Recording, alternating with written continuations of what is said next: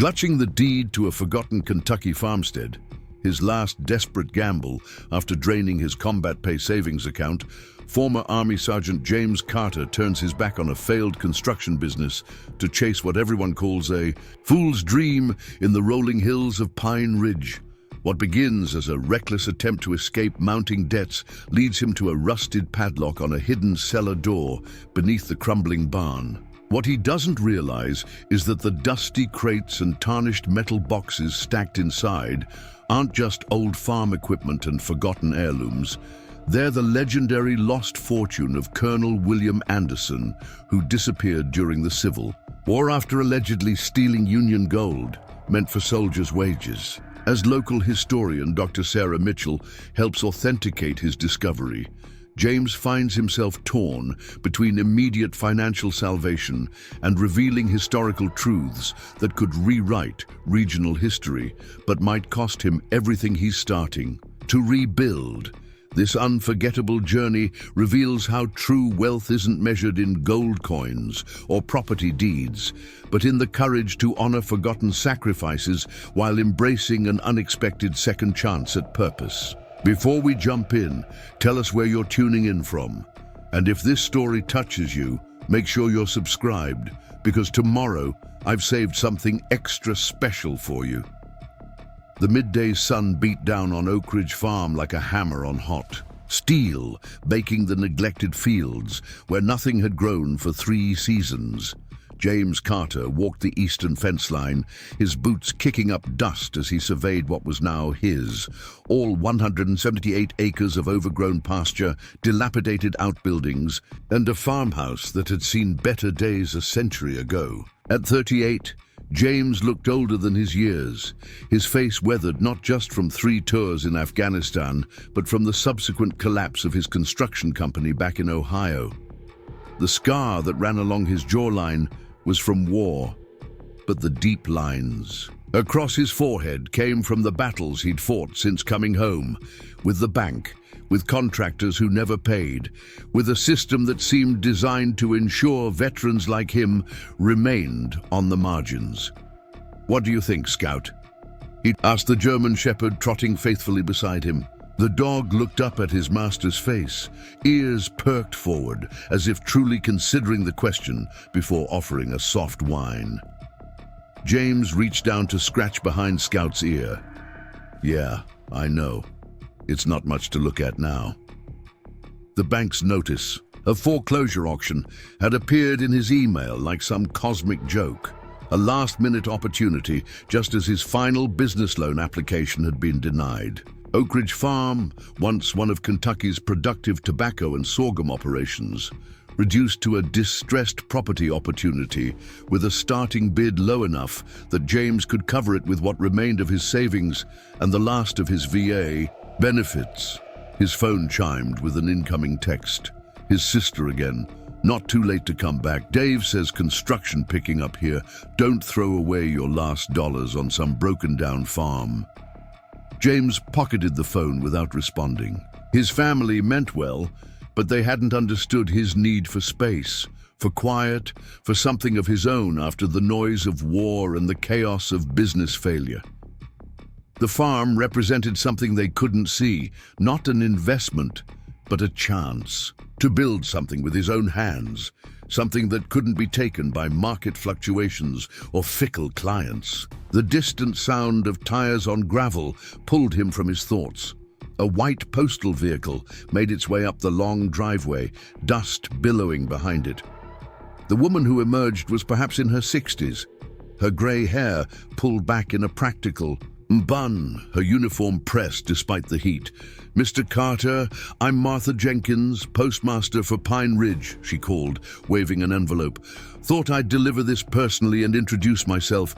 Don't often get newcomers out this way." James approached, extending his hand. "Appreciate the welcome.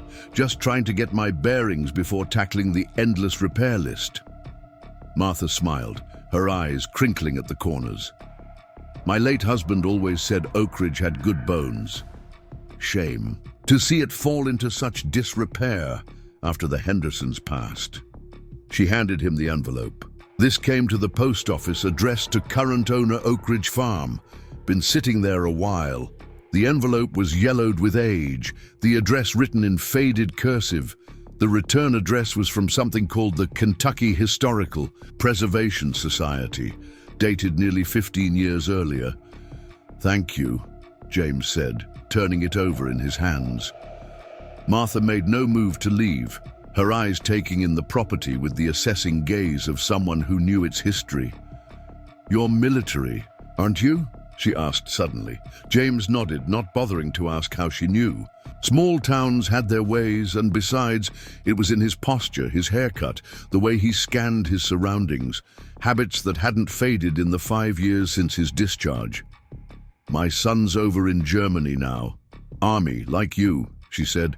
"Says he might stay in for the full 20. It's a good career for some," James offered neutrally. Martha studied him for a moment longer. "Well, if you need anything, directions, introductions, the history of this place, the post office is more than just mail around here. It's information central." After she left, James tore open the envelope.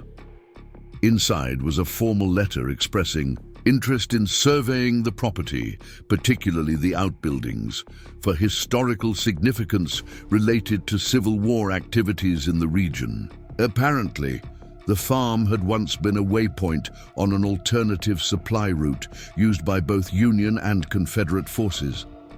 The letter mentioned specifically that Colonel William Anderson, a controversial Union officer with ties to the area, had possibly used the property shortly before his mysterious disappearance in 1863, along with a shipment of gold meant for soldiers' wages. The Historical Society requested permission to conduct a search of the structures for any artifacts or documentation. James checked the date again, 2008. The Hendersons must have ignored it, or perhaps they'd passed away before responding. Either way, the Society had never gotten its survey. He tucked the letter into his back pocket. Preparing and narrating this story took us a lot of time, so if you are enjoying it, subscribe to our channel. It means a lot to us. Now back to the story. Historical significance hadn't been on his list of concerns when purchasing the property, but it added an unexpected dimension to the place. He'd always had a respect for history, particularly military history. His grandfather, a Vietnam veteran, had instilled that in him early, taking young James to museums and battlefields while sharing stories of service and sacrifice across generations. Scout barked suddenly, breaking James's reverie. The dog was standing by the ancient barn, tail wagging as if he'd made some discovery worth sharing. "What is it, boy?" James followed, ducking under the sagging lintel of the barn door. The interior was cool after the punishing heat outside, dust motes dancing in the shafts of sunlight that penetrated through gaps in the wooden slats. Farm. Equipment from various eras sat abandoned, a rusty tractor from perhaps the 1950s, an ancient plow, tools whose purposes James couldn't immediately identify. Scout pawed at the ground near the back wall, where a section of the dirt floor appeared, different from the rest, packed more firmly with faint outlines, suggesting a trapdoor or cellar entrance. James knelt, brushing away layers of dirt and straw to reveal the edges of what was indeed a wooden door set into the ground. A rusted padlock secured an equally corroded hasp. "Good find, Scout," he murmured, examining the lock. It was ancient, likely original to the barn's construction. No key would still exist, and the mechanism was probably seized from decades of disuse. James returned to his truck, retrieving bolt cutters from his toolbox. The lock surrendered with a protesting groan of metal, crumbling away as if relieved of its long vigil. The trapdoor was heavy, requiring his full strength to lift. It opened to reveal a set of stone steps descending into darkness. The air that rose from below was cool and surprisingly dry, carrying the scent of earth and something else, a metallic tang he couldn't quite place. James retrieved the flashlight from his glove compartment, then paused, considering the wisdom of descending into an unknown cellar in a remote property where no one knew his exact location. Military training died. Hard. "Wait here," he told Scout, who whined in protest but obediently sat at attention. The stone steps were solid underfoot, worn smooth at their centers by generations of footsteps. James counted 15 before reaching the packed dirt floor of what appeared to be a root cellar. His flashlight beam revealed shelves along the walls, most empty, save for a few ancient mason jars with unidentifiable contents. But it was what stood in the center of the room that froze him in place. Stacked in neat rows were wooden crates, their slats grayed with age, but intact. Beside them sat metal boxes of various sizes, some with tarnished brass fittings, and propped against the far wall, almost hidden behind the largest crate, was what appeared to be a small leather trunk, its surface cracked and peeling, but its iron fitting still glinting dully in the flashlight beam. James approached slowly, as he might a suspected IED, with caution born of knowing that unexpected discoveries could bring either fortune or disaster. He set his flashlight on one of the crates, adjusting it to illuminate his work as he carefully examined the nearest box. No locks secured these containers. Time and isolation had been deemed sufficient guardians. With careful hands, James lifted the lid of the smallest metal box.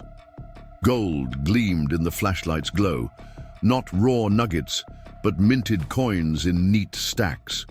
Union eagles and shields stared back at him, dates from the early 1860s, visible on the faces his trembling fingers turned over.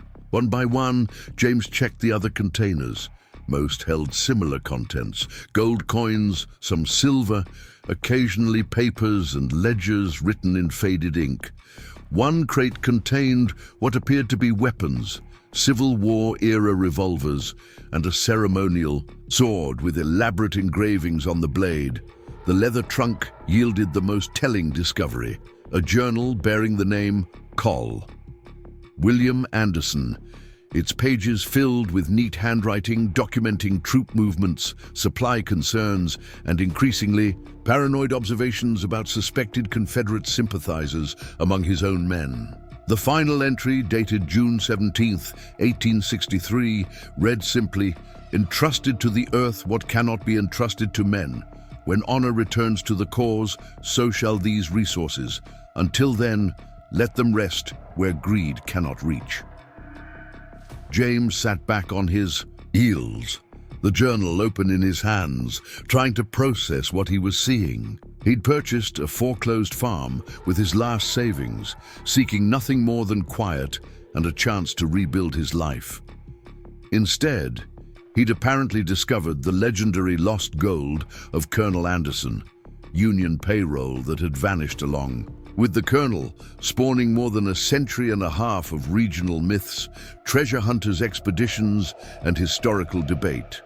Scout's bark from above startled him. Voices carried down the stone steps, a woman's voice, then Martha Jenkins responding. James quickly returned the journal to the trunk and made his way back up to the barn. "Mr. Carter," called an unfamiliar voice. "Martha said I might find you here. I'm Sarah Mitchell from the Pine Ridge Historical Society." The woman who stepped into the barn's shadowy interior was perhaps in her early 40s, with auburn hair pulled back in a practical ponytail and glasses that she adjusted nervously as she took in the scene. James emerging from the cellar. Dust on his jeans, flashlight in hand, and the clearly cut padlock lying on the ground nearby. "I see you've been exploring," she said, her tone carefully neutral, though her eyes showed intense interest. Martha stood behind her, curiosity plain on her face. "Dr. Mitchell heard we had a new owner at Oakridge. She's been researching the Civil War history of this area for years." James glanced at the open cellar door, then back at the historian. Military instinct told him to secure the site, tell them nothing until he'd figured out exactly what he had and what it meant. But something else, perhaps the earnestness in the historian's expression or the realization that he was entirely out of his depth with a historical find of this magnitude, made him hesitate.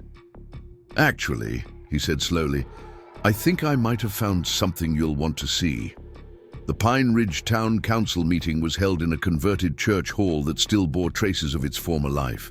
Stained glass windows casting colorful patterns across worn wooden floors, pew-like benches arranged in neat rows facing a raised platform where 7 council members sat behind a long table.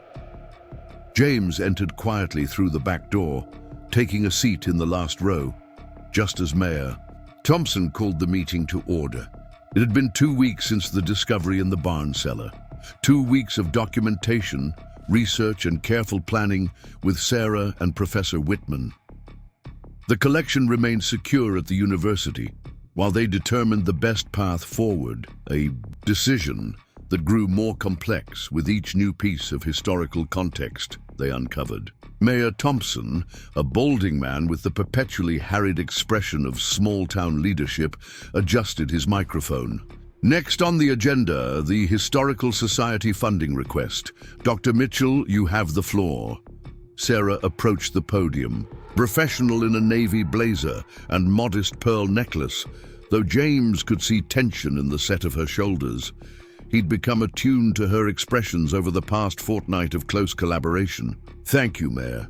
Council members, fellow citizens of Pine Ridge, I'm here to request reconsideration of the proposed budget cuts to the Historical Society." She proceeded to outline the Society's contributions to the community: educational programs, preservation efforts, tourism support, her voice steady but passionate. James watched the council members' reactions, noting with concern that several seemed to be merely going through the motions of attention, decisions likely made before Sarah had even begun speaking. "Our operating budget is already minimal," she continued. "The proposed 40% reduction would effectively eliminate our public programs and severely restrict our preservation efforts." From his position at the back, James could see Richard Blackwell seated prominently in the second row. The developer leaned toward a council member beside him, whispering something that made the man nod in agreement. "While we understand budget constraints," Sarah concluded, "we believe the Historical Society's work represents an investment in Pine Ridge's identity and future, not merely an expenditure."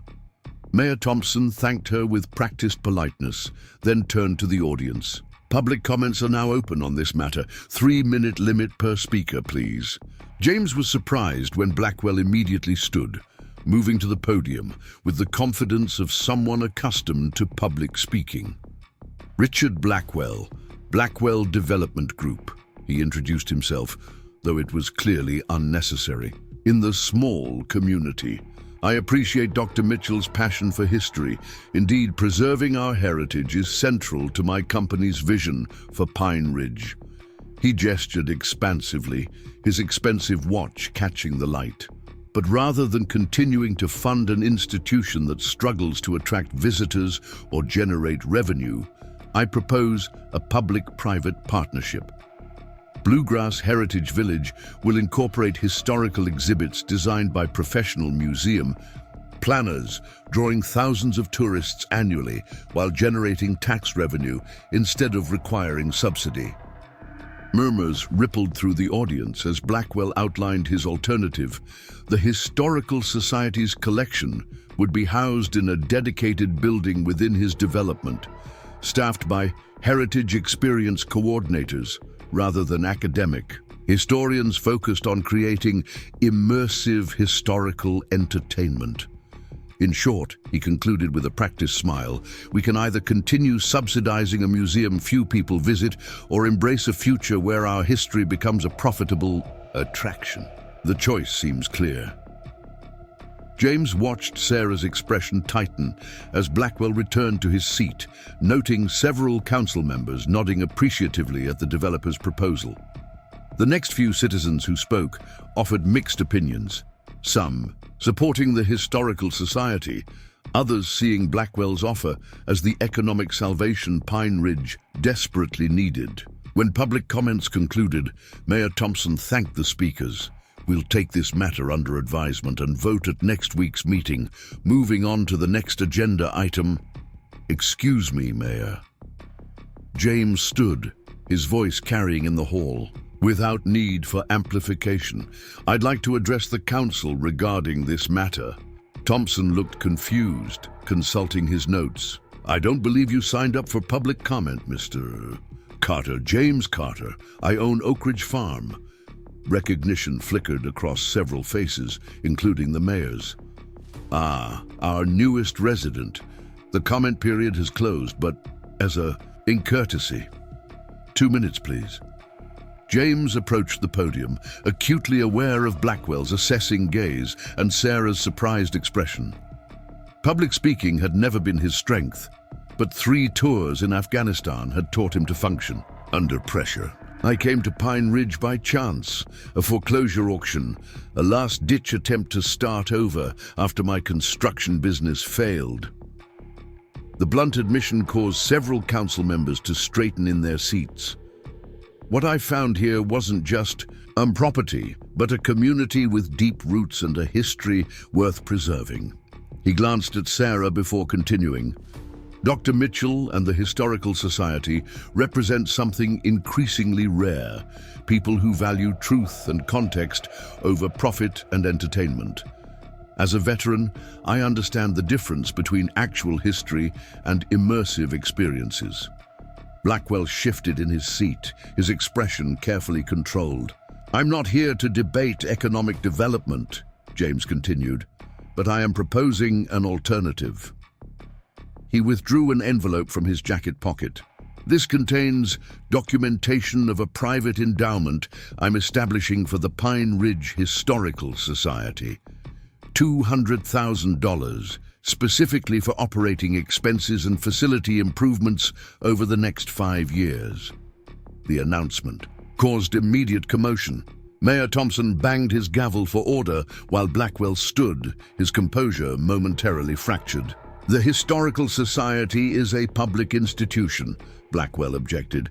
"Private endowments raise significant legal and oversight questions." James placed the envelope on the podium, his expression calm. "The town attorney can review the documentation. It's a standard endowment structure, no different from those used by universities and museums nationwide." He turned to address the council directly. "This provides the society with stable funding without taxpayer burden, while preserving its academic independence and educational mission." As he returned to his seat, the whispers throughout the room grew to a steady buzz of conversation. Sarah caught his eye, her expression a mixture of shock and questions he knew he'd need to answer later. The remainder of the meeting passed in a blur of municipal minutiae. James remained seated until the formal adjournment, then slipped out a side door to avoid the immediate questions he knew would follow his announcement. Sarah found him in the parking lot, leaning against his truck as Scout greeted her with enthusiastic tail wagging. $200,000, she asked without preamble. "James, where did that come from? We agreed not to make decisions about the collection until we completed the authentication and research." "It's not from selling anything," he assured her, opening the truck door for Scout to jump into the passenger seat. "Can we talk somewhere private?" They drove in tense silence to the outskirts of town, where a small park overlooked the river that had once powered Pine Ridge's mill operations. As the sun began to set, they sat on a weathered bench with Scout investigating nearby bushes. "I've been in contact with a military historian at the Pentagon," James explained. "An old friend from my service days who now works in their historical division. I described Colonel Anderson's journals, anonymously, no specifics on location, and asked about the legal status of Civil War military payrolls discovered today." Sarah's eyes widened. "And? The statute of limitations expired over a century ago. While the government might have academic interest in the findings, they have no legal claim to the funds after this much time. He paused, watching a blue heron glide across the water. I also spoke with a reputable coin dealer in Lexington, again hypothetically. The gold coins are worth significantly more as historical artifacts than for their metal content, potentially millions, depending on condition and provenance. James, Sarah began cautiously, the endowment you announced is legitimate, he finished. I've set up a legal trust with 20 of the gold coins, authenticated but with provenance listed simply as private collection. The trust will disburse funds to the Historical Society over 5 years, with provisions for renewal. Sarah studied him, professional caution warring with obvious gratitude. That's extraordinarily generous, but it's your discovery, your property. You have no obligation. It's not about obligation, James interrupted gently. It's about purpose. I came here looking for somewhere quiet to lick my wounds after failing in business. Instead, I found something that matters, not just gold, but truth buried for generations. Colonel Anderson trusted the Hendersons to protect what he'd hidden. Now that responsibility has passed to me, and I'm choosing to honor it by supporting the kind of historical work that might eventually clear his name. Sarah was quiet for a long moment, the fading sunlight catching auburn highlights in her hair. Blackwell won't give up easily. The endowment disrupts his plans to absorb the Historical Society into his development. I'm counting on that, James admitted. The more focused he is on the society and its funding, the less attention he'll pay to Oakridge and what might still be hidden there. Still hidden. Sarah turned to face him fully. What do you mean? James reached into his jacket, withdrawing a folded paper, a photocopy of one of Anderson's maps. I've been studying these at night. The cellar where we found the collection isn't the only underground structure on the property. There appear to be tunnels, possibly additional chambers. I think what we discovered might be just one part of a larger plan Anderson had for protecting both the gold and the evidence against whoever he suspected of treason. Sarah took the map, her historian's eyes immediately analyzing the faded markings. These could be escape routes. During the Civil War, both sides created hidden passages for moving troops or supplies without detection. She pointed to a symbol near the farmhouse foundation. This marking is similar to ones used on Underground Railroad maps, which is why I need to continue exploring, James said, carefully and methodically. But I can't do it with Blackwell watching the property or pressuring the Historical Society. Understanding dawned in Sarah's expression. The endowment isn't just about saving the society, it's strategic, keeping Blackwell distracted while you continue investigating. James nodded, a half smile acknowledging her perception. Military Tactics 101. When outmanned, create a diversion on your opponent's strongest flank while advancing elsewhere. And where exactly are you advancing? Sarah asked, her tone curious rather than accusatory. I'm not certain yet, James admitted. But Colonel Anderson went to extraordinary lengths to protect both the payroll and the truth about why he diverted it. The journals suggest he was close to identifying the traitor in his command when he was forced to disappear. If there's evidence that could finally clear his name, it's worth finding, not just for historical accuracy, but because no soldier deserves to have his honor tarnished for doing what he believed was right. The personal resonance of that statement hung unspoken between them. Sarah had learned enough about James in their 2 weeks of collaboration to understand that military honor wasn't an abstract concept to him, but a lived reality. So what's our next move? she asked, implicitly accepting the partnership he was proposing. You focus on securing the Historical Society's position with the endowment, continuing the research at the university, and keeping Blackwell occupied with institutional matters, James outlined. Meanwhile, I'll begin carefully exploring Oakridge according to Anderson's maps, starting with the tunnel entrance that should be located beneath the old spring house. A hint of professional concern crossed Sarah's features. Archaeological exploration should be conducted systematically with proper documentation, which is why I'll need your guidance, James acknowledged. But not your direct involvement, at least initially. Blackwell will be watching you carefully after today's announcement. The less you're seen at Oakridge, the better. As darkness settled over the park, they developed a communication plan. Secure messaging, coded updates, and occasional meetings at locations away from both the Historical Society and Oakridge Farm. The stakes had shifted from simple discovery to something more complex, a mission to uncover truth while navigating the political and economic currents of a small town desperate for revitalization, but divided on what form it should take. When they finally parted, Sarah hesitated beside her car. James, the endowment. Regardless of your strategic motivations, it means everything to the society. The board had already started planning which programs to cut, which staff positions to eliminate. It's the right thing to do, he said simply. The gold was meant to support Union soldiers. Supporting the people who preserve their history seems fitting. She surprised him then, stepping forward to embrace him briefly, a gesture of gratitude that carried unexpected warmth. Be careful with your exploration. Some things stay buried for reasons beyond what's recorded in journals. As James drove back to Oakridge, with Scout dozing beside him, the full moon illuminated the rolling landscape. Fields that had once witnessed the passage of soldiers from both north and south, now peaceful under a canopy of stars. The weight of history felt tangible in that moment, a responsibility he hadn't sought, but now accepted with growing conviction.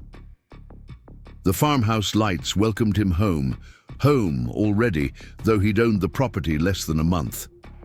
Something about Oakridge had settled into his bones, perhaps the same something that had compelled Colonel Anderson to entrust his secrets to this land and the people who stewarded it across generations. Inside, James spread Anderson's maps across the kitchen table again, Scout settling at his feet with a contented sigh.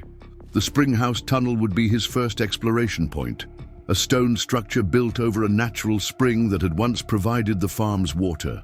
According to the maps, it connected to a chamber separate from the one they'd already discovered, possibly accessed through what appeared to be a hidden door in the springhouse floor. As he studied the faded markings, his phone chimed with a message from his sister. Saw real estate listings for nice houses in Columbus. Still time to come back to civilization before winter. James smiled ruefully at her persistence. The version of events he'd shared with his family was heavily edited, a fixer-upper farm with interesting historical features that he was gradually restoring. They remained convinced his purchase had been an impulsive mistake born of post-business, failure, depression. How could he explain that he'd found something that resonated deeper than business success or failure? That a century-old mystery involving a disgraced Union officer somehow spoke to his own experiences of military service, honor, and the complex truths that official narratives often overlooked. All good here, he texted back, making progress on renovations. Tell Dave thanks, but I'm staying put. Setting the phone aside, James returned to the maps, making notes about equipment he'd need for exploring the springhouse tunnel. Proper lighting, reinforcement materials in case of structural weaknesses, documentation tools per Sarah's archaeological guidance. Scout suddenly lifted his head, ears perked forward toward the window. A moment later, James heard it too, the distant sound of a vehicle on the access road that ran along the northern boundary of his property. unusual at this hour. Moving to the window, he dimmed the kitchen light and peered out into the moonlit landscape. Headlights crawled along the distant road, then stopped where it bordered Oakridge land. Even at this distance, the vehicle's silhouette was distinctive, an SUV similar to Blackwell's. James watched silently as a figure emerged. The moonlight insufficient to identify specific features, but adequate to confirm it was a man. The figure appeared to be using binoculars or a similar device, scanning the property methodically before returning to the vehicle and continuing down the road.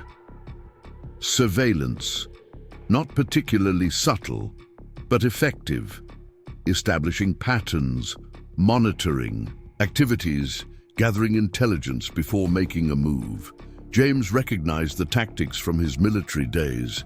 Blackwell's interest in Oakridge clearly extended beyond simple real estate development. Which is why I need to continue exploring, James said, carefully and methodically. But I can't do it with Blackwell watching the property or pressuring the historical society. Understanding dawned in Sarah's expression. The endowment isn't just about saving the society, it's strategic, keeping Blackwell distracted while you continue investigating. James nodded, a half smile acknowledging her perception. Military Tactics 101. When outmanned, create a diversion on your opponent's strongest flank while advancing elsewhere. And where exactly are you advancing? Sarah asked, her tone curious rather than accusatory.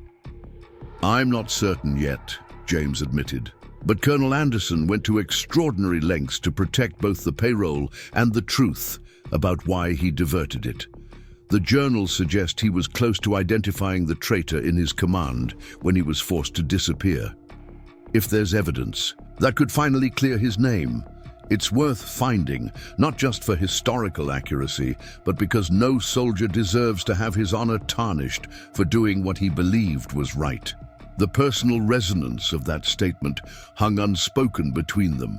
Sarah had learned enough about James in their 2 weeks of collaboration to understand that military honor wasn't an abstract concept to him, but a lived reality. So what's our next move? She asked, implicitly accepting the partnership he was proposing. You focus on securing the Historical Society's position with the endowment, continuing the research at the university, and keeping Blackwell occupied with institutional matters, James outlined. Meanwhile, I'll begin carefully exploring Oakridge according to Anderson's maps, starting with the tunnel entrance that should be located beneath the old spring house. A hint of professional concern crossed Sarah's features. Archaeological exploration should be conducted systematically with proper documentation, which is why I'll need your guidance, James acknowledged. But not your direct involvement, at least initially. Blackwell will be watching you carefully after today's announcement. The less you're seen at Oakridge, the better. As darkness settled over the park, they developed a communication plan. Secure messaging, coded updates, and occasional meetings at locations away from both the Historical Society and Oakridge Farm. The stakes had shifted from simple discovery to something more complex, a mission to uncover truth while navigating the political and economic currents of a small town desperate for revitalization, but divided on what form it should take. When they finally parted, Sarah hesitated beside her car. James, the endowment. Regardless of your strategic motivations, it means everything to the society. The board had already started planning which programs to cut, which staff positions to eliminate. It's the right thing to do, he said simply. The gold was meant to support Union soldiers. Supporting the people who preserve their history seems fitting. She surprised him then, stepping forward to embrace him briefly, a gesture of gratitude that carried unexpected warmth. Be careful with your exploration. Some things stay buried for reasons beyond what's recorded in journals. As James drove back to Oakridge, with Scout dozing beside him, The full moon illuminated the rolling landscape. Fields that had once witnessed the passage of soldiers from both north and south, now peaceful under a canopy of stars. The weight of history felt tangible in that moment, a responsibility he hadn't sought, but now accepted with growing conviction. The farmhouse lights welcomed him home already, though he'd owned the property less than a month. Something about Oakridge had settled into his bones, perhaps the same something that had compelled Colonel Anderson to entrust his secrets to this land and the people who stewarded it across generations. Inside, James spread Anderson's maps across the kitchen table again, Scout settling at his feet with a contented sigh. The Springhouse Tunnel would be his first exploration point, a stone structure built over a natural spring that had once provided the farm's water. According to the maps, it connected to a chamber separate from the one they'd already discovered, possibly accessed through what appeared to be a hidden door in the springhouse floor. As he studied the faded markings, his phone chimed with a message from his sister. Saw real estate listings for nice houses in Columbus. Still time to come back to civilization before winter. James smiled ruefully at her persistence. The version of events he'd shared with his family was heavily edited, a fixer-upper farm with interesting historical features that he was gradually restoring. They remained convinced his purchase had been an impulsive mistake born of post-business, failure, depression. How could he explain that he'd found something that resonated deeper than business success or failure? That a century-old mystery involving a disgraced Union officer somehow spoke to his own experiences of military service, honor, and the complex truths that official narratives often overlooked. "All good here," he texted back, "making progress on renovations. Tell Dave thanks, but I'm staying put." Setting the phone aside, James returned to the maps, making notes about equipment he'd need for exploring the Springhouse Tunnel. Proper lighting, reinforcement materials in case of structural weaknesses, documentation tools per Sarah's archaeological guidance. Scout suddenly lifted his head, ears perked forward toward the window. A moment later, James heard it too, the distant sound of a vehicle on the access road that ran along the northern boundary of his property, unusual at this hour. Moving to the window, he dimmed the kitchen light and peered out into the moonlit landscape. Headlights crawled along the distant road, then stopped where it bordered Oakridge land.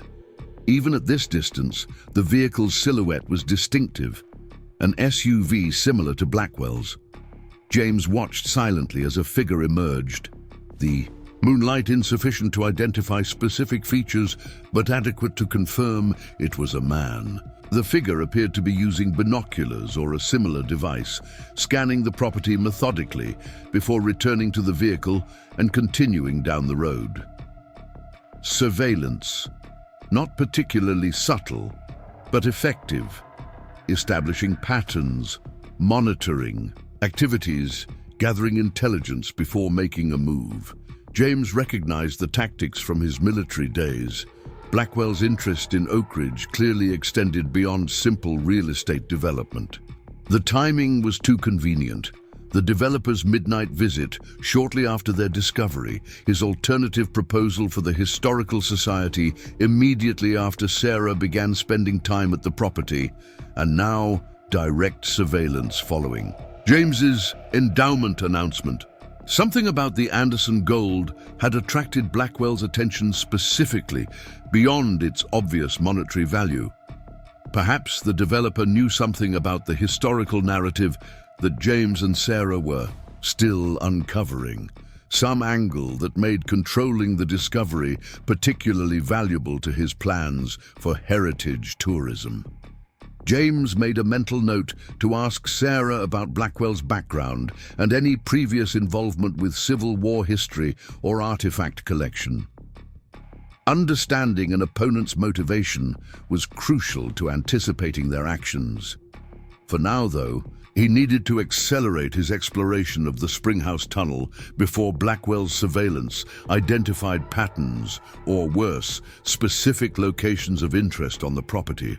The developer clearly had resources and connections throughout the community, advantages James couldn't match, except with military-honed skills of strategy, stealth, and decisive action when opportunities presented themselves. Scout returned to his place beside the maps, sensing his master's shift in focus. The dog had been James's constant companion through post-deployment struggles, business challenges, and now this unexpected chapter involving hidden gold and buried truths. His steady presence was a reminder that some loyalties remained uncomplicated, even when everything else grew increasingly complex. "Early start tomorrow, boy," James told him, gathering the maps for safekeeping. "We've got tunnels to find." The spring house stood 100 yards from the main farmhouse, a stone structure built partially into a hillside where a natural spring emerged from limestone bedrock. Once the farm's primary water source, it had been supplemented by a drilled well sometime in the mid-20th century, according to property records Sarah had uncovered. James approached it at dawn, tools packed in a military surplus backpack, Scout ranging ahead to investigate scents that had accumulated overnight. The early hour was strategic. If Blackwell had people watching, they were less likely to be actively monitoring at 5:30 a.m. Even so, James kept to the tree line where possible, maintaining cover habits ingrained during his service years.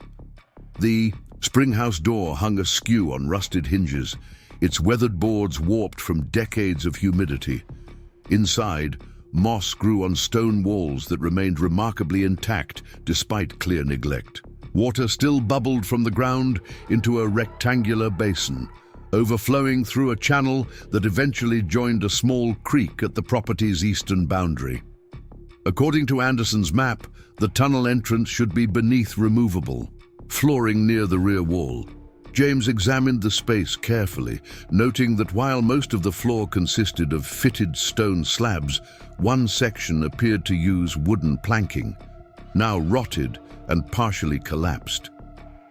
"Keep watch," he told Scout, who immediately took up position by the door, alert and attentive. James began clearing debris from the wooden section, carefully removing rotted planks to reveal what lay beneath. The third board came away to expose not dirt as expected, but a void, darkness extending downward.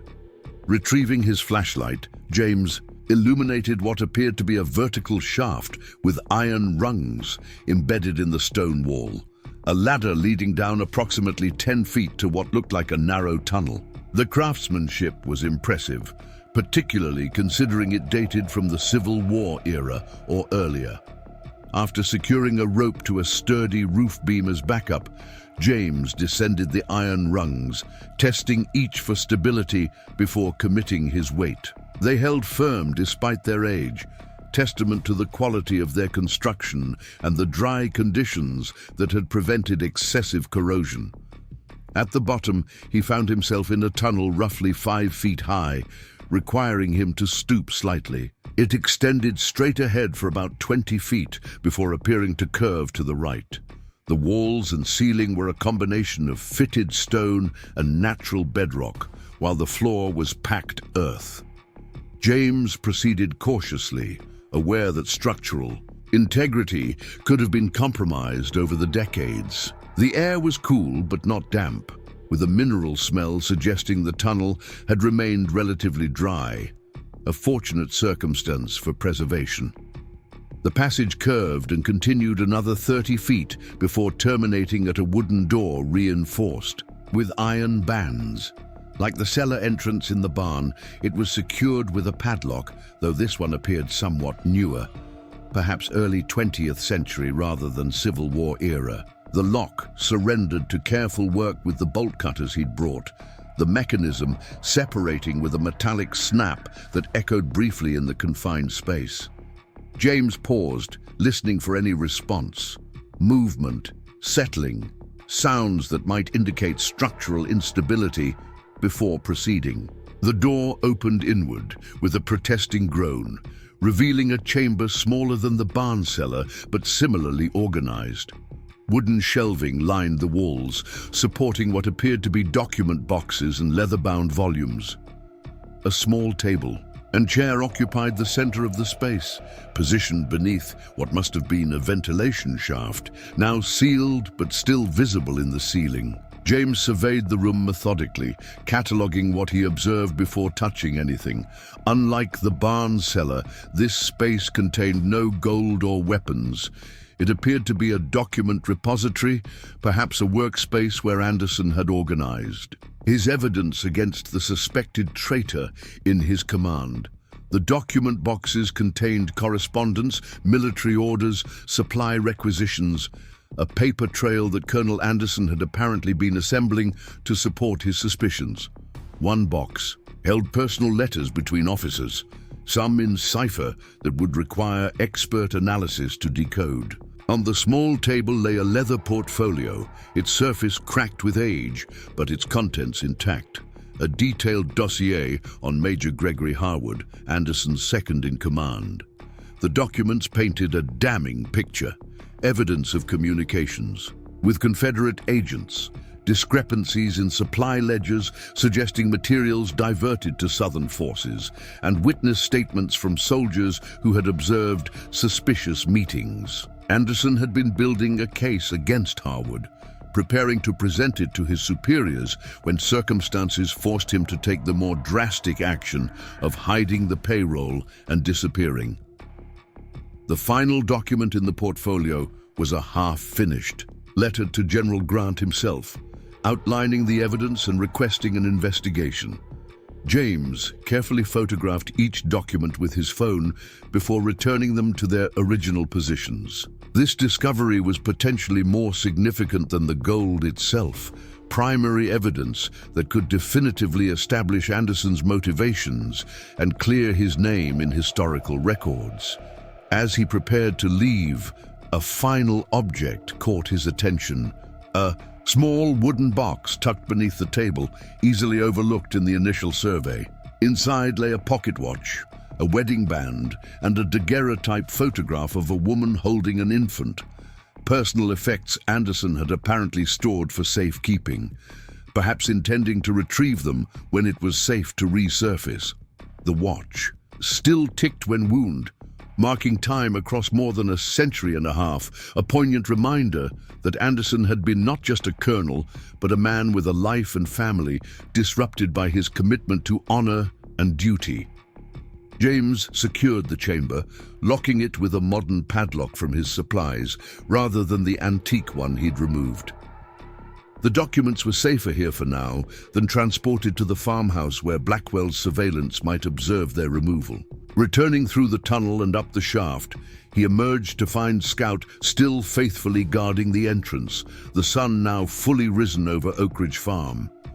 The exploration had been successful beyond his expectations. Not gold this time, but something potentially more valuable to the historical record.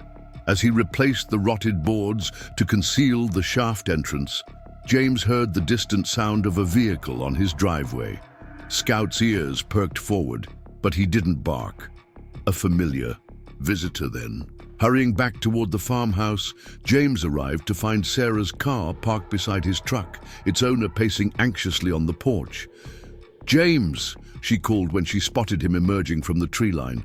"Thank goodness. I've been trying to reach you for an hour." He pulled his phone from his pocket, noticing for the first time that he had no signal.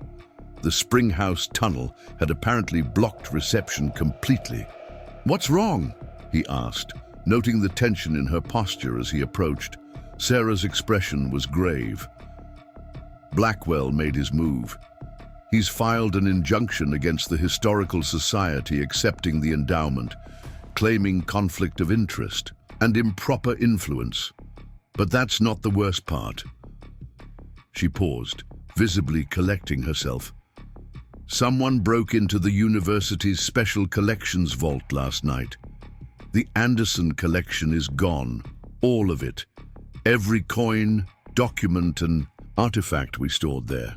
The implications hit James like a physical blow. Their carefully secured discovery, the vindication of Colonel Anderson's actions, the historical record they'd begun to reconstruct, all now in unknown hands. Campus police are investigating, but it was professionally done, Sarah continued. Security cameras disabled, alarm system bypassed, no fingerprints. Professor Whitman is devastated. Nothing like this has ever happened in the university's history. James processed this information with the tactical assessment skills honed during his military service. Timing suggests Blackwell, but that's circumstantial. Professional job indicates resources beyond local capabilities. He'd need specialized personnel. There's more, Sarah said, lowering her voice though they were alone on the property. The Historical Society board meeting was last night. I presented the endowment proposal, and the discussion became heated when one board member, Harriet Wells, who's openly supported Blackwell's development, mentioned rumors about historical artifacts discovered at Oakridge.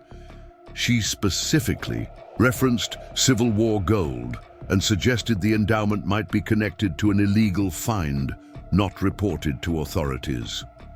James's expression hardened. Blackwell's laying groundwork, creating legal complications around the endowment while attempting to gain physical possession of the collection. Classic two-front strategy. What do we do? Sarah asked, pragmatic, despite her obvious distress. Without the collection, we have limited evidence for Anderson's actions beyond what's in your copies of the journals and maps. James thought of the document chamber he'd just discovered, the evidence against Major Harwood, the unfinished letter to General Grant, the personal effects that humanized Colonel Anderson beyond his military role. We have more than they realize, he said. I found another chamber this morning, documents, not gold, evidence Anderson compiled against the officer he suspected of treason. Hope flickered in Sarah's expression. That could be even more historically significant for clearing his name. Exactly. James guided her to the porch chairs, Scout settling watchfully at their feet.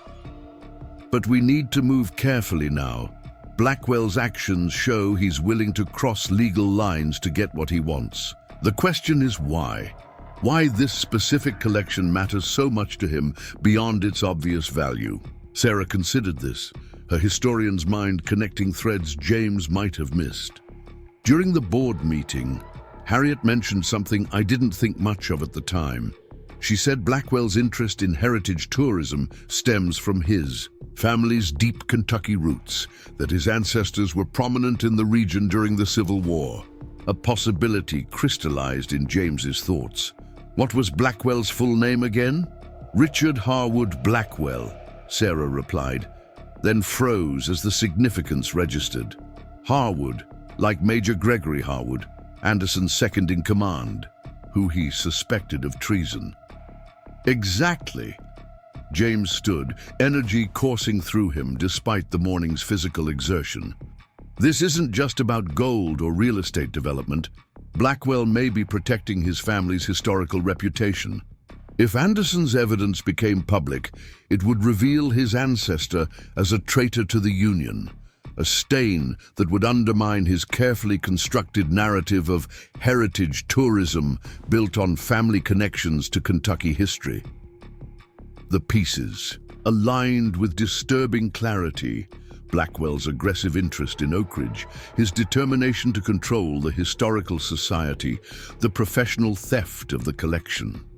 Not simply greed, but a specific agenda to suppress historical truth that would damage both his business plans and his family legacy. We need to secure the document chamber immediately, James decided. Then contact someone beyond Blackwell's local influence, federal authorities, major academic institutions, national media, multiple channels to ensure the truth can't be buried again. Sarah nodded agreement, but her expression remained troubled. If Blackwell went to these lengths for the collection at the university, what will he do when he discovers there's more evidence still at Oakridge? The question hung between them, its answer unspoken but understood. The stakes had escalated.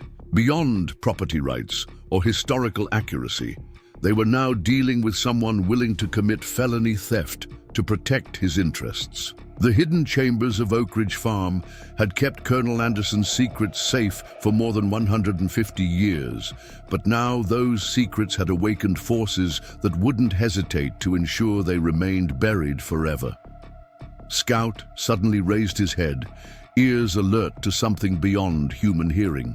Moments later, James caught it too, the distinctive sound of multiple vehicles approaching on the long driveway. "Company," he said quietly, moving to the window with tactical precision. 3 vehicles had turned onto his property, Blackwell's, black SUV leading, followed by a Pine Ridge Sheriff's Department cruiser and an unmarked sedan. "They're moving faster than I anticipated," James observed, turning to Sarah. "Official presence suggests they've manufactured legal justification, probably related to allegations about unreported historical artifacts." Sarah joined him at the window, alarm evident in her expression. "Can they search without your permission?"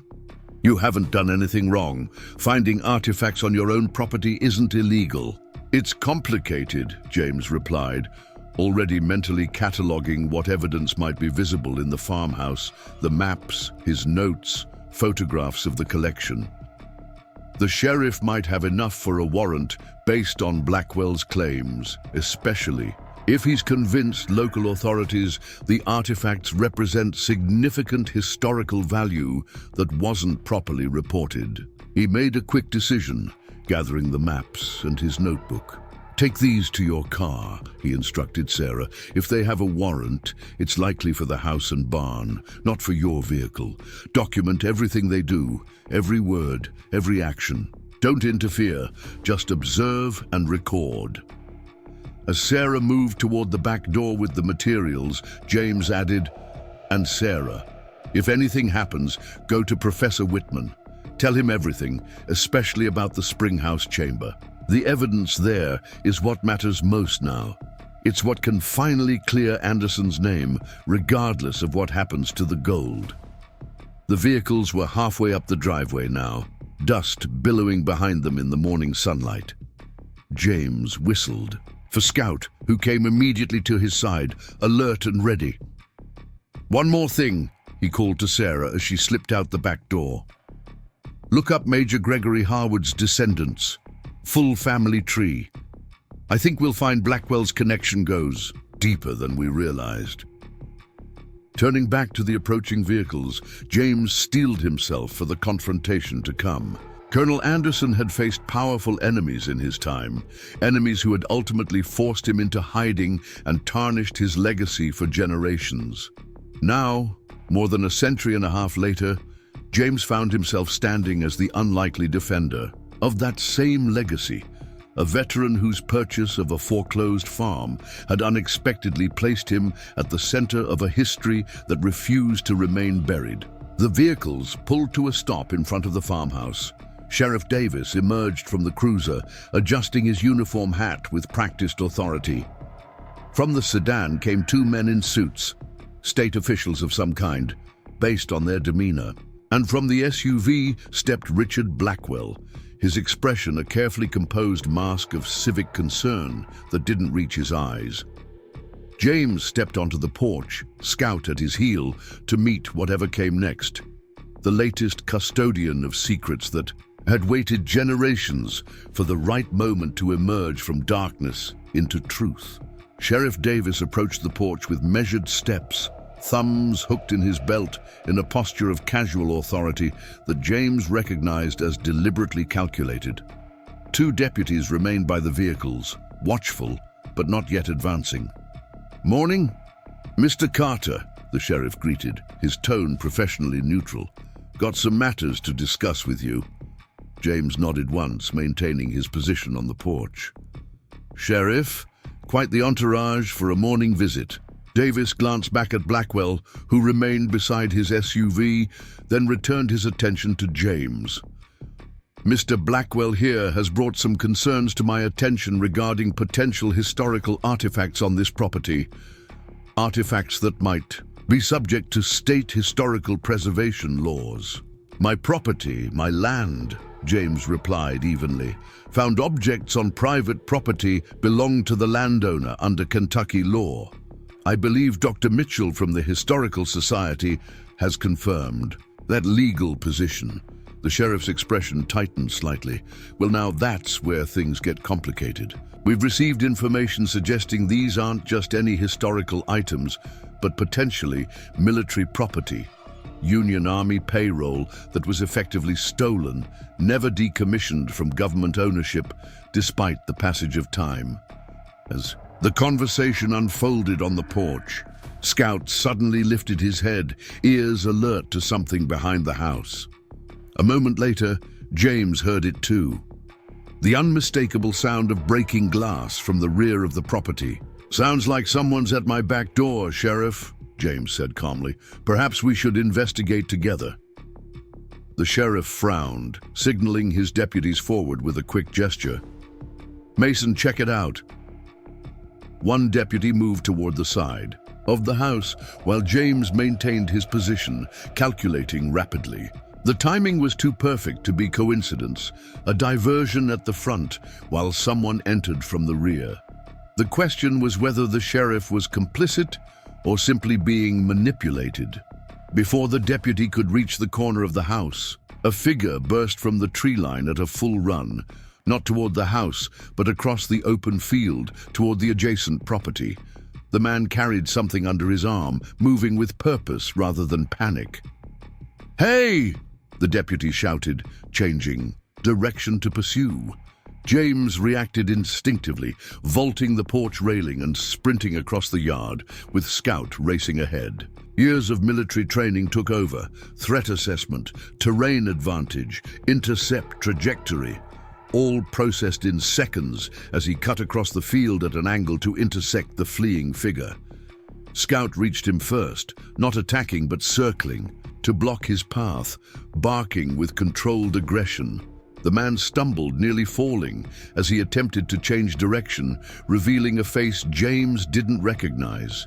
Younger than Blackwell, perhaps early 30s, with the hard eyes of someone accustomed to operating outside legal boundaries. What he carried became visible as he regained his balance, a leather-bound journal that James immediately recognized as part of Colonel Anderson's personal papers. Behind them, the sheriff and second deputy were now in pursuit, with Blackwell, remarkably fast for his age and business attire, shouting something James couldn't distinguish over Scout's continued barking. James closed the distance, calling on reserves of strength and speed honed through military training. As the man prepared to vault a low stone wall marking the property boundary, James launched in a tackle that would have impressed his high school football coach, bringing them both crashing to the ground. The journal flew from the intruder's grasp, landing in tall grass several feet away. Scout immediately positioned himself between it and the struggling men, maintaining his guard stance with continued barking. The fight was brief, but vicious. The man clearly had some training, but James had survived 3 combat tours against opponents far more committed than a thief caught in the act. A short exchange of blows ended with the intruder pinned face down, arm leveraged behind his back in a restraint hold James could maintain indefinitely. The sheriff arrived moments later, breathing heavily from the unexpected exertion. "What in God's name is going on here? Appears someone took advantage of your official visit as cover for breaking into my house," James replied evenly, maintaining pressure on the restrained man. "Found him fleeing with this." He nodded toward the journal, still guarded by Scout. One of the suited men from the Historical Commission approached cautiously, retrieving the journal with evident care. "This appears to be a period document," he confirmed, examining it with professional interest. "Civil War era based on the binding and paper." Sheriff Davis pulled handcuffs from his belt, securing the intruder as James released his hold, and I stood. "You want to explain yourself, son?" the sheriff demanded. The man remained stubbornly silent, his expression a mixture of anger and calculation as he assessed his situation. Blackwell arrived last, his expensive shoes now mud-stained from the pursuit across the damp field. His face betrayed momentary consternation before settling into a mask of civic concern. "Sheriff, we should expand the search given this development. If historical artifacts are being actively removed from the property—" "Interesting timing," James interrupted, studying Blackwell directly. "Official distraction at the front door, while someone slips in the back, almost like it was coordinated." The developer's expression hardened. "If you're implying—" "I'm observing," James corrected, "and I'm curious why this gentleman was specifically targeting Colonel Anderson's journal rather than, say, the silver tea service in the dining room or my laptop in the study." The suited man from the Historical Commission, Latimer, James recalled from his business card, was examining the journal with growing interest. "This appears to be a personal account from Colonel William Anderson himself. If authentic, it's of significant historical value beyond any monetary consideration, which might explain the targeted theft attempt," James noted, gaze still fixed on Blackwell. "Someone specifically interested in controlling Anderson's narrative rather than simply acquiring valuable antiques."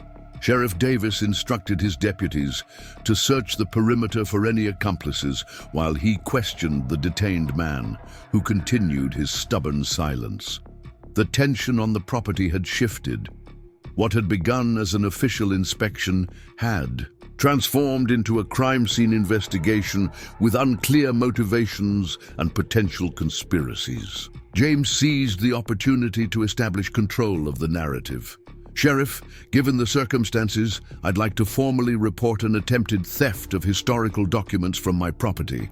I'm happy to provide a complete statement once you've secured the scene and determined whether this gentleman was working alone." The sheriff nodded, professional training taking precedence over whatever agenda had brought him to Oakridge Farm that morning. "We'll process him for breaking and entering to start. Judge Thompson can sort out the historical artifact implications at arraignment." As Davis led the handcuffed man to his cruiser, Latimer approached James with the journal still in his gloved hands. "Mr. Carter, this document appears to be of exceptional historical significance. Would you allow me to examine it properly once the immediate security concerns are addressed?" James studied the historian, weighing his apparent scholarly interest against the morning's suspicious events.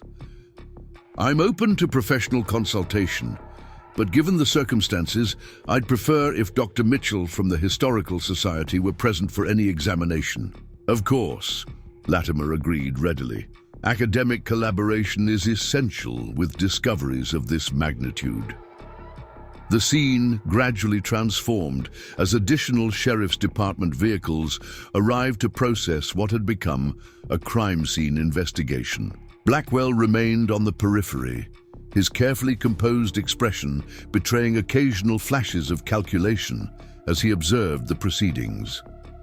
By early afternoon, the property had finally cleared of official personnel. James stood on the porch, watching the last vehicle depart when Sarah's Subaru appeared on the driveway, dust billowing behind her as she accelerated toward the house with unusual urgency. "I've been trying to call you for hours," she said as she exited her car, concern evident in her expression. "The university's special collections vault was breached last night. The entire Anderson collection is gone." James processed this information with the rapid assessment capabilities honed during his military service. "Professional job?" Sarah nodded grimly. "Security cameras disabled, alarm bypassed with insider knowledge of the system. Campus police are investigating, but Professor Whitman is devastated. Nothing like this has happened in the university's history." "Timing suggests coordination," James observed, leading her into the house where they could speak more privately. "The theft at the university, the sheriff's visit here this morning, and the break-in attempt, all within 24 hours. And all targeting the Anderson materials specifically, Sarah agreed, settling at the kitchen table as James prepared coffee. But why now? The collection remained hidden for over 150 years. What makes it so urgent to acquire or suppress these materials immediately? James considered this question as he set mugs before them. The gold itself has obvious value, but the targeted theft attempt here focused on Anderson's journal rather than any remaining valuables. That suggests the historical narrative is what matters most. Anderson's reputation versus Harwood's, Sarah said thoughtfully. A traitor who stole the payroll versus a loyal officer who protected it from actual treason within the ranks. But why would that historical revision matter so urgently now, generations later? Scout, who had been dozing near the wood stove, suddenly lifted his head, ears alert to something outside. James moved silently to the window, gesturing for Sarah to remain quiet as he observed two men in county surveyor uniforms examining the property boundaries near the access road. "Blackwell's moving on multiple fronts," he said quietly, returning to the table. "Those men are marking survey points along the property line. Given the timing, I doubt it's routine county business." Sarah's expression darkened with understanding. He's preparing legal challenges to property boundaries or access rights, establishing alternative means of control if direct acquisition of the artifacts fails. The pattern was becoming clear.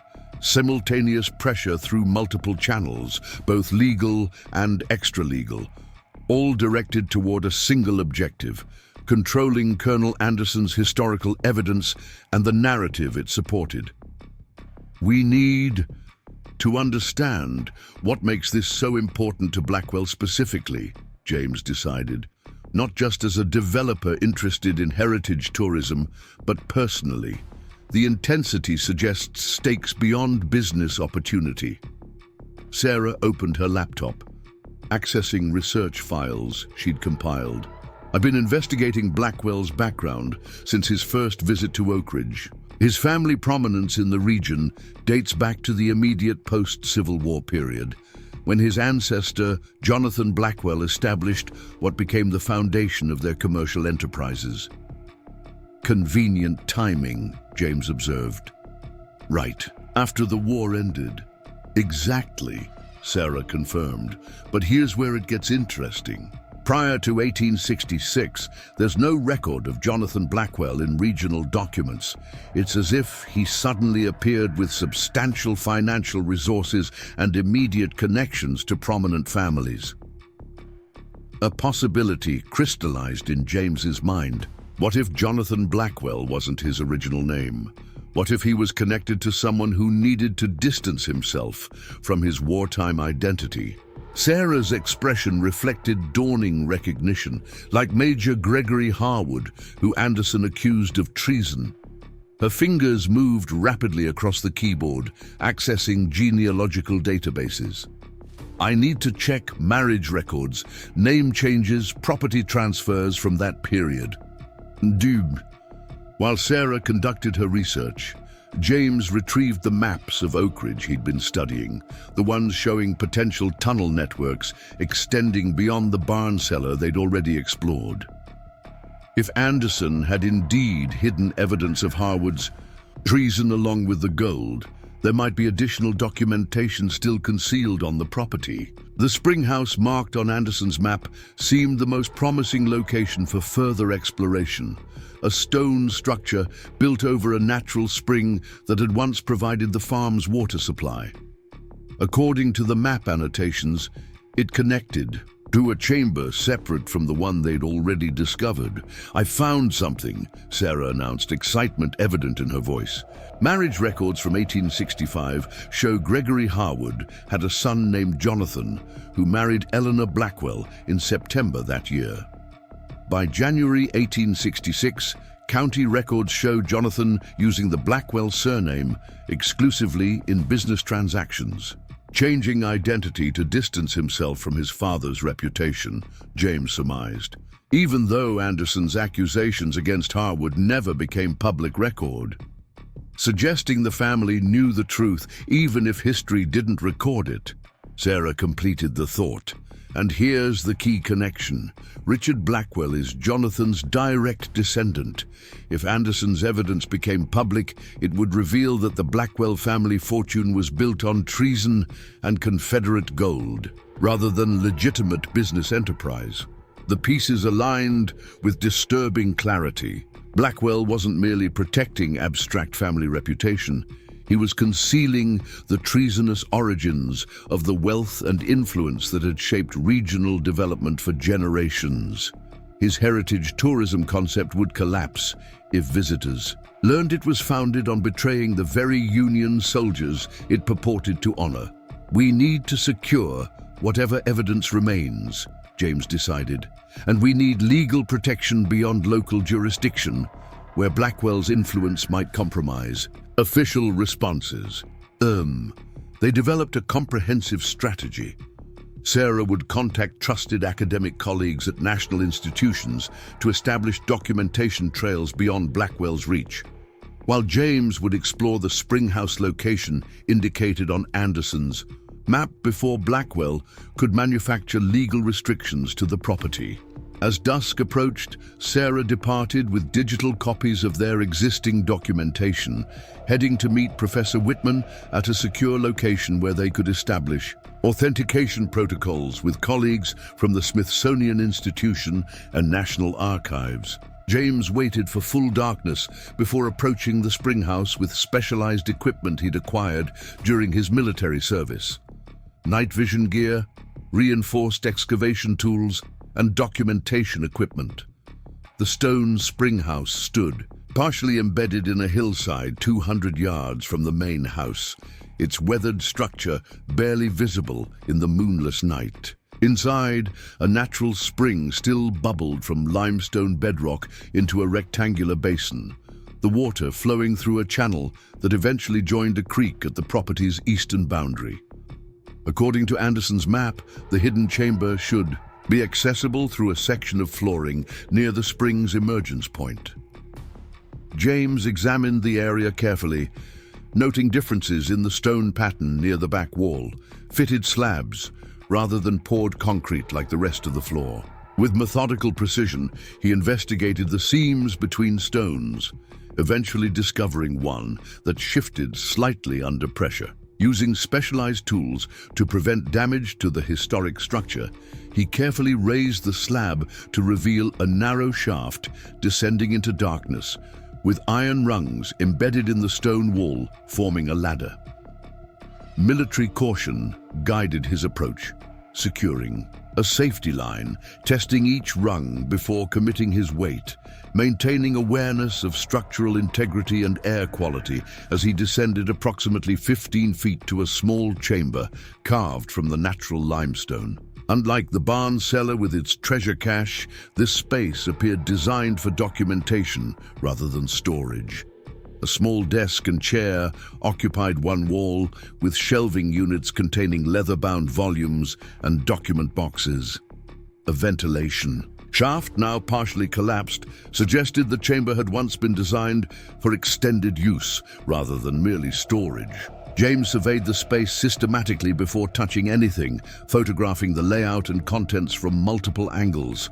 The materials appeared undisturbed since their placement, preserved by the naturally cool, dry conditions of the limestone chamber.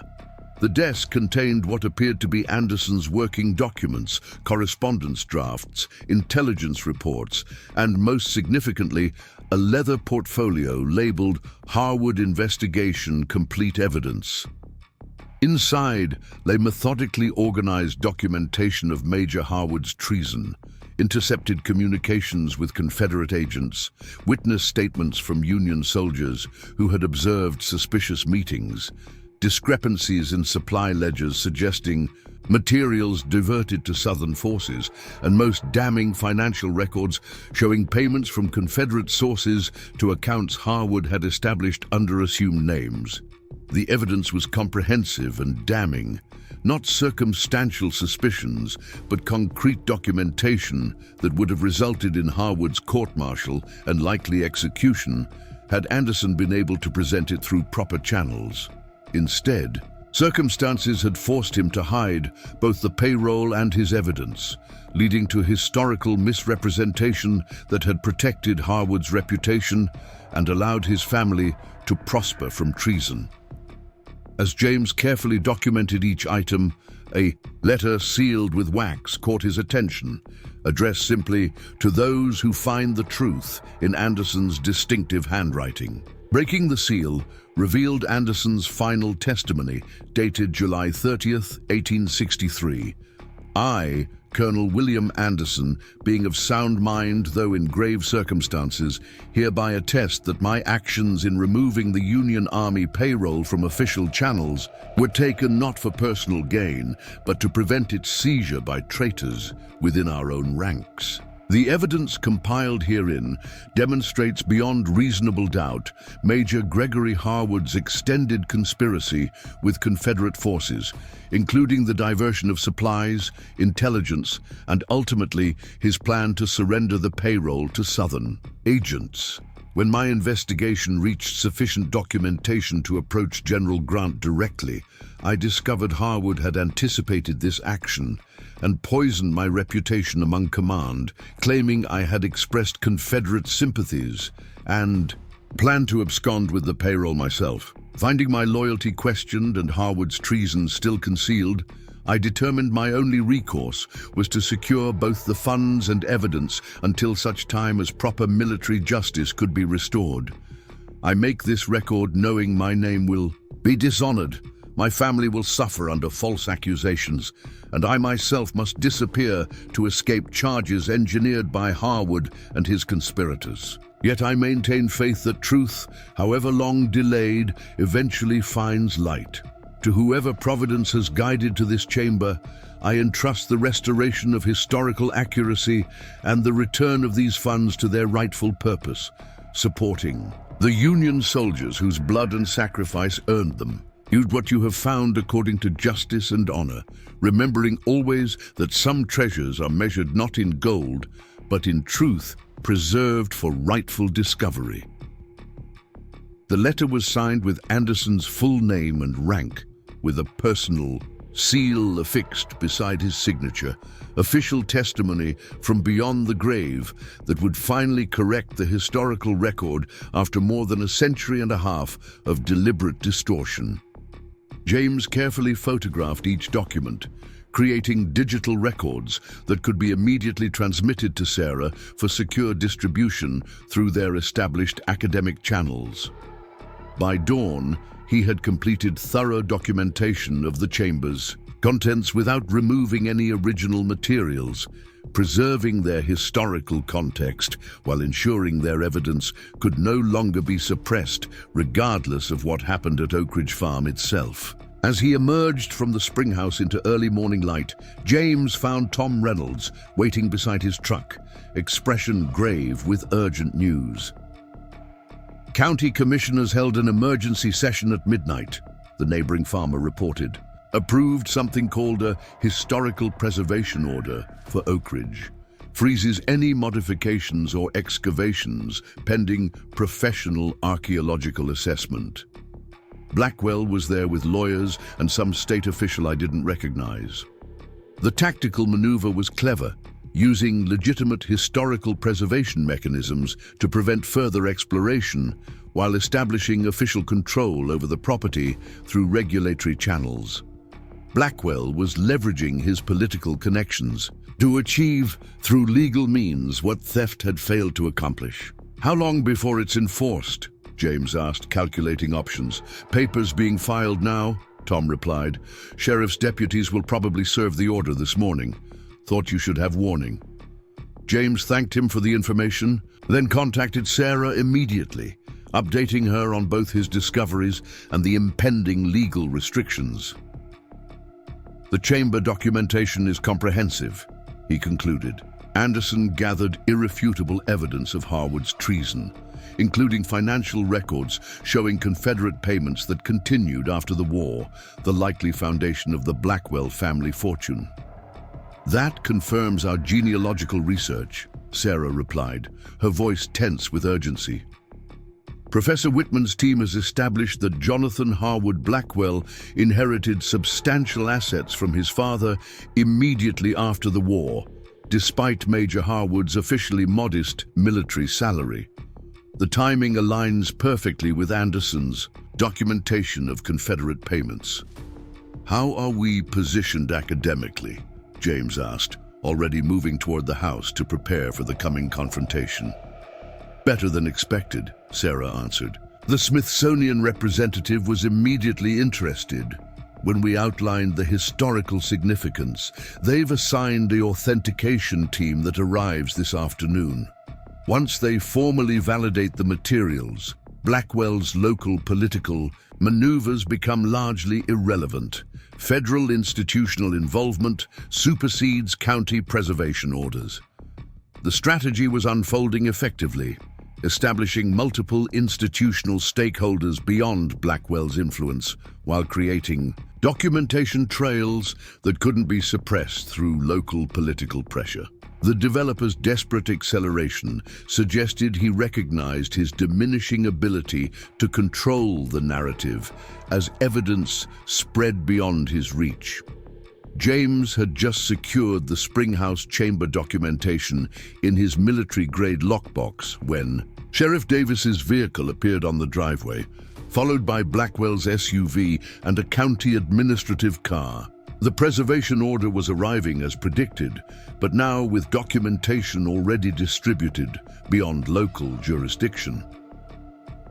"Morning, Sheriff," James greeted him calmly as the official approached the porch with papers in hand. "I see Mr. Blackwell has arranged another visit." Davis had the grace to look uncomfortable with his role in the developing situation. "County commissioners have approved an emergency historical preservation order for this property," he explained, handing over the official documents. "Prohibits any excavation or structural modification pending professional archaeological assessment by approved experts." "Interesting timing," James observed, scanning the order without evident concern, especially given yesterday's break-in attempt targeting historical documents rather than valuables. The sheriff avoided responding directly, instead explaining the order's requirements: no further exploration of historical features, documentation of any previously discovered materials, and scheduled inspection by a commission-approved archaeological team. "Of course, I'll comply with legitimate preservation requirements," James assured him. "Historical accuracy is precisely my concern as well. In fact, I've already arranged professional authentication through the Smithsonian Institution's Historical Artifacts Division. Their team arrives this afternoon."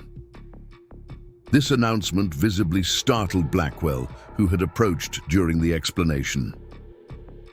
"The county order specifically designates approved local experts for assessment," he interjected.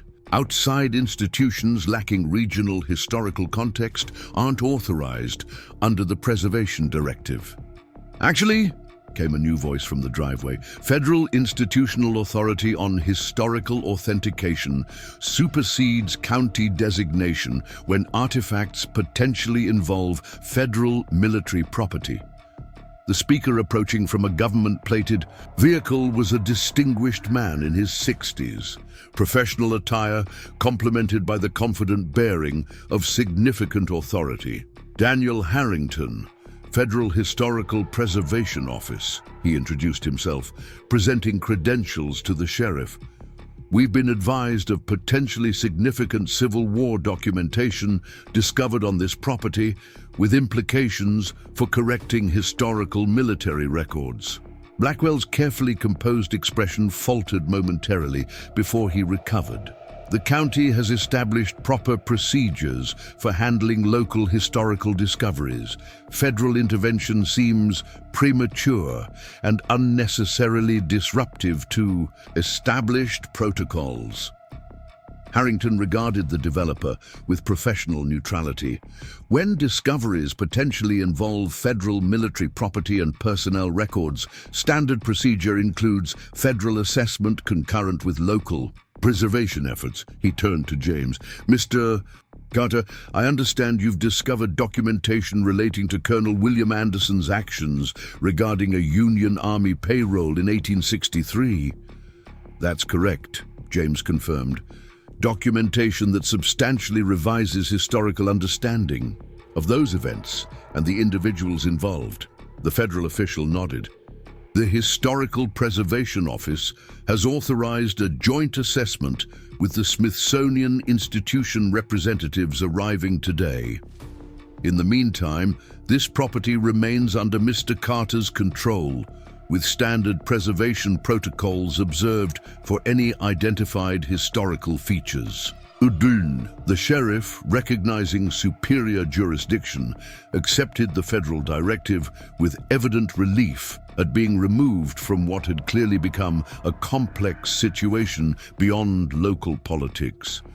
Blackwell attempted further objection, citing his historical commission connections, but found himself effectively outranked by federal authority that operated outside his sphere of influence. As the officials returned to their vehicles, Harrington lingered to speak privately with James. Dr. Mitchell contacted our office yesterday with preliminary documentation that raised significant historical questions. We take corrections to military, historical records very seriously, particularly when they involve potential misrepresentation of officer conduct. I appreciate the prompt response, James said.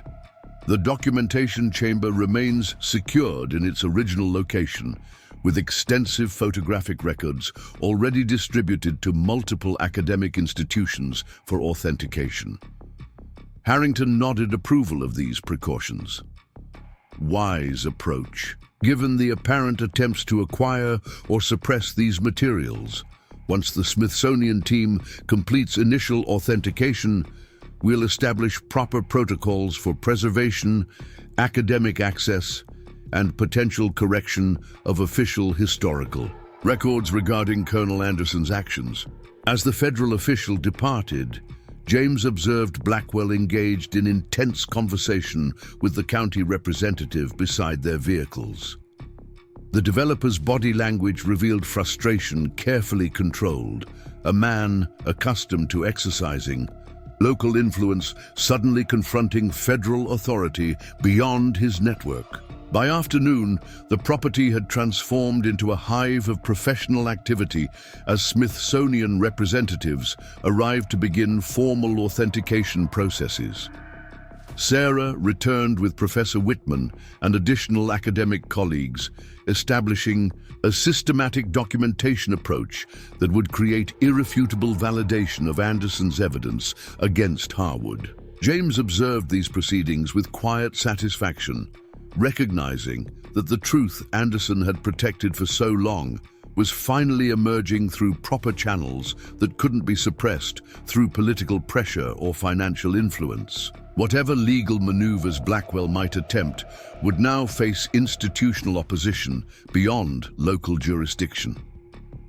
As twilight approached, Sarah joined James on the porch, taking a moment away from the intensive documentation activities. The Smithsonian team is impressed by Anderson's methodical approach, she reported. They're already discussing a special exhibition about historical revision based on primary source discovery.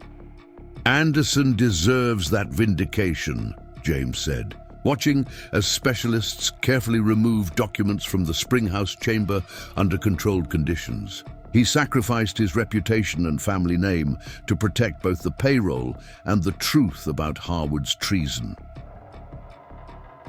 Speaking of Harwood, Sarah added, the financial records Anderson preserved are particularly damning. They clearly document Confederate payments continuing after the war, structured transfers that became the foundation capital for what eventually grew into the Blackwell family enterprises. James nodded, understanding the full implications. No wonder Blackwell was willing to risk criminal methods to suppress this evidence. It doesn't just revise historical academic understanding, it reveals that his family's entire fortune and regional influence were built on treason and enemy payments rather than legitimate business enterprise. Their conversation was interrupted by scouts' alert barking as another vehicle approached, an expensive sedan that parked behind the assembled government and academic vehicles. Richard Blackwell emerged alone, his expression revealing calculated determination as he approached the porch. "Mr. Carter," he began without preamble, "I believe we should discuss resolution options that serve everyone's interests appropriately." James regarded him with measured assessment. "I'm listening." "The historical revision regarding Colonel Anderson has academic significance that I don't dispute," Blackwell said, surprising them with this apparent concession. "However, public characterization of my ancestors' actions has broader implications that extend beyond historical accuracy to current community considerations." "You mean it would reveal the Blackwell fortune was built on treason and Confederate gold?" James replied directly, "complicating your heritage tourism narrative considerably." Blackwell's expression tightened momentarily before he regained composure. Historical nuance often loses context in public presentation. What appears as treason from one perspective represented complex regional loyalties during an intensely divided period. "The economic development my family subsequently contributed to this region benefited countless citizens, regardless of its origins." "Are you suggesting we should suppress evidence of Major Harwood's documented treason to protect your family, reputation and business interests?" Sarah asked incredulously. "I'm suggesting a balanced approach to historical presentation," Blackwell countered smoothly. "One that acknowledges Anderson's motivations while contextualizing Harwood's actions within the complicated loyalties of border state military officers. In exchange, my foundation would establish substantial funding for the Historical Society and appropriate compensation to Mr. Carter for the discovered artifacts." The offer was surprisingly direct. Financial compensation in exchange for historical contextualization that would effectively minimize Harwood's treason while acknowledging Anderson's vindication. A sophisticated compromise that would partially correct the historical record while protecting the Blackwell legacy from its most damaging implications. James considered the developer thoughtfully, recognizing the strategic adaptation of someone accustomed to negotiating complex situations. When direct suppression failed, Blackwell had pivoted to narrative control through financial influence, a more subtle approach that might appear reasonable to outside observers. "Colonel Anderson hid gold and evidence for over a century and a half," James replied finally, "not for personal gain, but to protect truth he believed would eventually matter. I won't dishonor that commitment by accepting payment for partial truth." "Consider the community benefits," Blackwell persisted. "The Historical Society's continued funding, educational programs, preservation projects, all supported through foundation resources that would otherwise be jeopardized by unnuanced historical revision." Sarah's expression hardened at this implied threat to institutional funding. "The Historical Society exists to preserve accurate history, not convenient narratives that protect influential families from documented truth." Blackwell studied them both, reassessing his approach.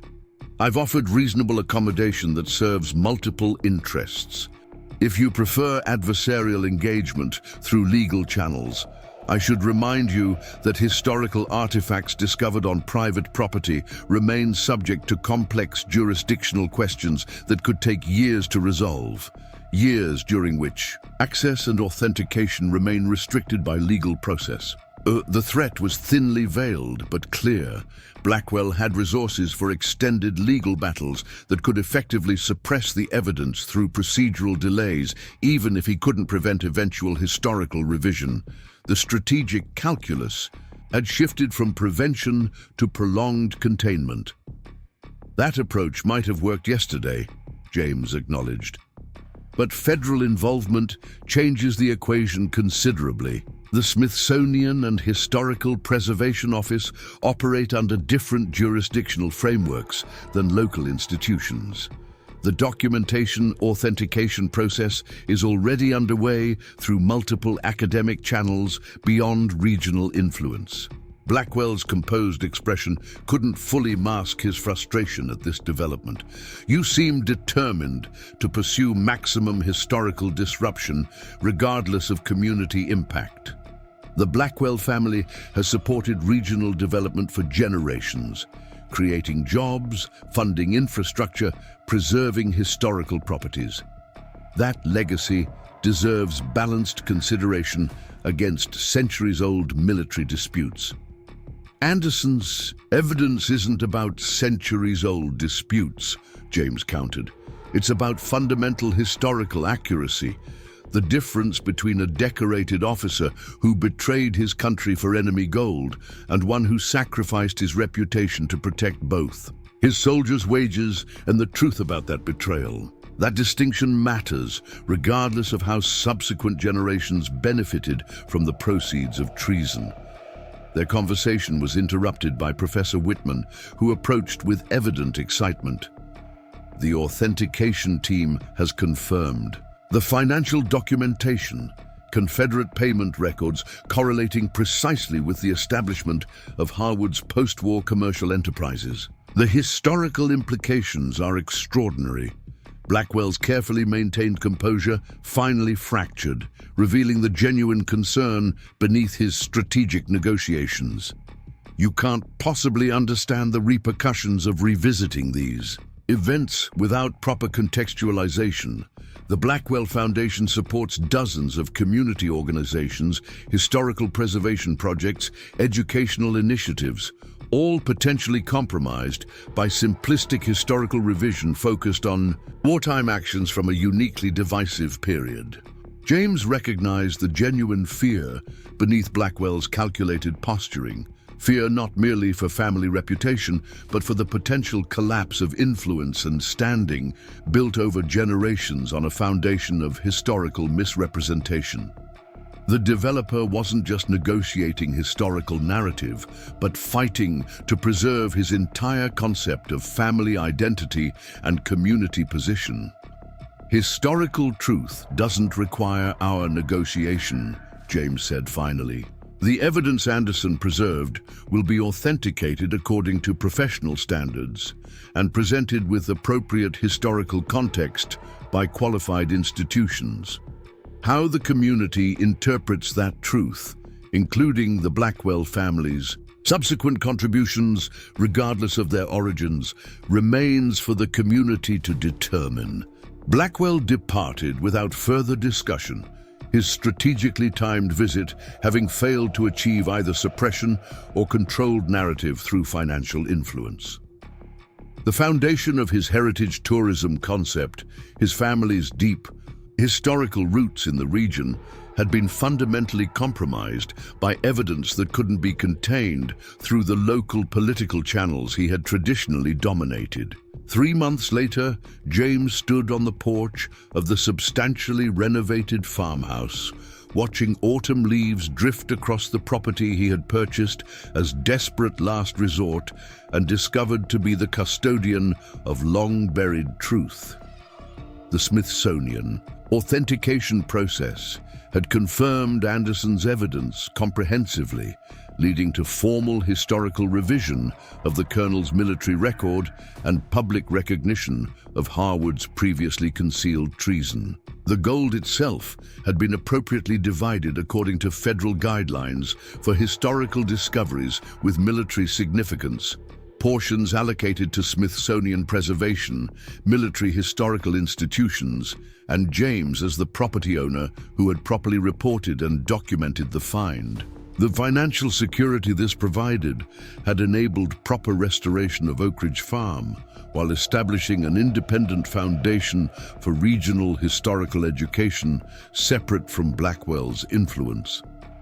Sarah joined him on the porch, having recently accepted a joint appointment between the local historical society and State University's history department. Their professional collaboration had gradually evolved into deeper connection, their shared commitment to historical truth creating bonds neither had anticipated when James first discovered the hidden cellar.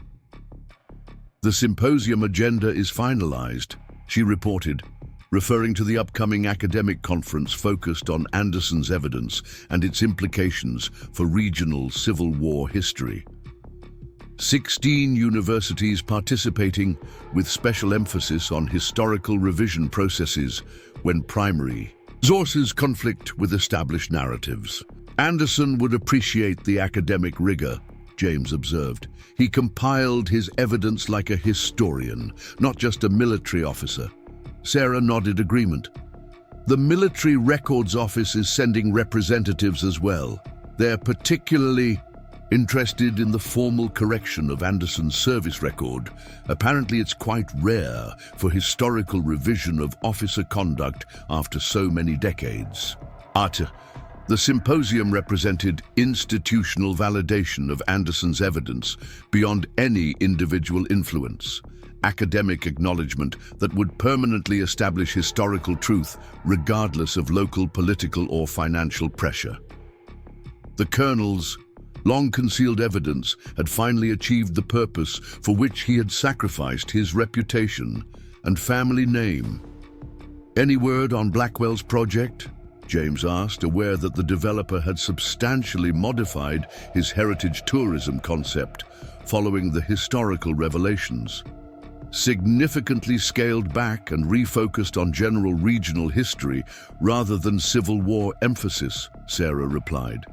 "The Blackwell Foundation has reorganized its community support through anonymous donation structures, maintaining financial commitments while distancing the family name from direct association." The resolution seemed appropriate to James. Historical truth established without destroying the positive community contributions the Blackwell family had made over generations, regardless of their fortune's problematic origins. The community could acknowledge both the documented historical facts and the complex legacy that had emerged from them over a century and a half. Scout appeared from his exploration of the autumn landscape, joining them on the porch with the contented demeanor of a dog who had found his permanent home after years of following his master through difficult transitions. His instinctive discovery of the cellar door had initiated the chain of events that ultimately corrected historical injustice buried for generations. As sunset painted the rolling Kentucky hills with golden light, James reflected on the unexpected journey that had brought him to this moment. He had purchased Oakridge Farm with his last savings, seeking nothing more than shelter and a chance to rebuild after personal and professional collapse. Instead, he had discovered purpose as the unlikely custodian of historical truth, the person fate had positioned to ensure Colonel William Anderson's evidence finally emerged from darkness into light. The gold discovered beneath the floorboards had provided financial security, but the true treasure had proven to be Anderson's preserved evidence and the purpose it had given James's unexpected new life. From failed business owner and struggling veteran to steward of historical revision and community purpose, a transformation he could never have anticipated when the bank had foreclosed on his construction company and left him searching for any affordable property where he might start. Again, Professor Whitman mentioned they've found references to Anderson in General Grant's personal papers, Sarah said, breaking the comfortable silence. Notes expressing regret about the Anderson situation and instructions to re-examine evidence regarding his disappearance that were apparently never followed through after the war's conclusion. Vindication coming full circle, James observed. Anderson believed in military honor enough to sacrifice his reputation protecting it. Seems fitting that military records will finally acknowledge that sacrifice. As darkness settled over Oakridge, Farm. Lights illuminated the windows of the restored farmhouse that had become not just James's home, but a center for historical research and community education. The property, where Colonel Anderson had hidden his evidence, had transformed into a place where historical truth was now openly studied and shared. The ultimate fulfillment of his final journal entry about resources returning when honor returned. To the cause. For James Carter, veteran and accidental historian, the journey that had begun with financial desperation had led to unexpected purpose, preserving truth that had waited generations for the right moment and the right person to bring it finally into the light. The treasure discovered beneath the floorboards had provided security, but the true wealth had proven to be something Anderson himself would have valued most. Honor restored where it had long been denied, and truth preserved for those who would recognize its worth beyond any measure of gold. Up next, you've got two more standout stories right on your screen. If this one hit the mark, you won't want to pass these up. Just click and check them out.